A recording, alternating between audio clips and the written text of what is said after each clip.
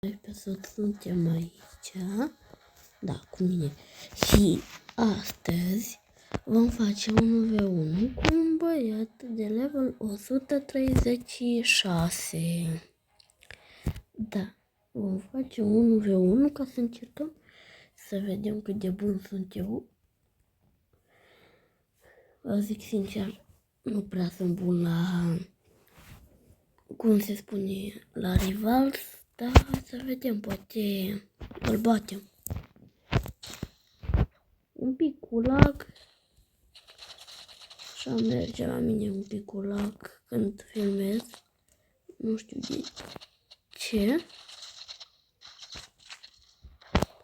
Mamă, cât HP mai avea să mor eu. Da, videoclipul ăla nu m-am auzit așa bine. Am zis, băi, eu am vrut să nu mai postez, dar am zis că-l postez. Am zis că-l postez pentru că primul episod ce să nu-l postez. Promit că o să fiu un pic mai mare și o să... Opa, i-am dat HP.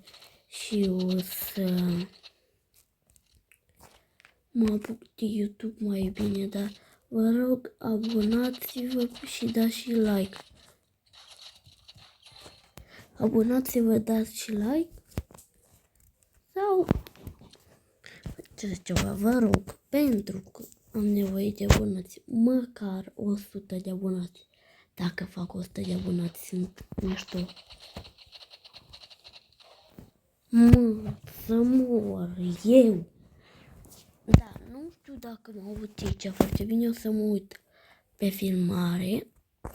Acum mă aud, vorbesc, încerc să vorbesc cât de clar. Adică încerc să vorbesc cât de clar, da.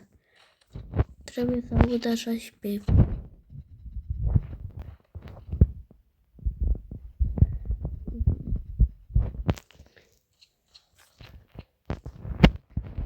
Așteptăm să încarce.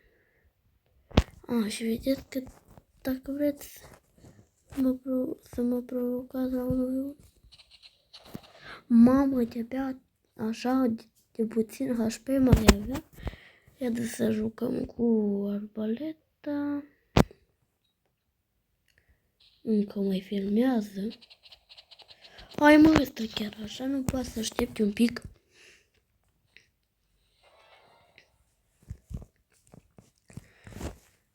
Merg cam un pic în lag.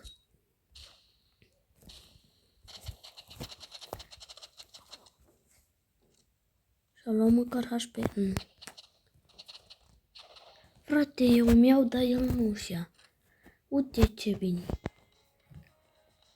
Și episodul ăsta o să-l fac cu o să fac mai multe 1v1, adică nu fac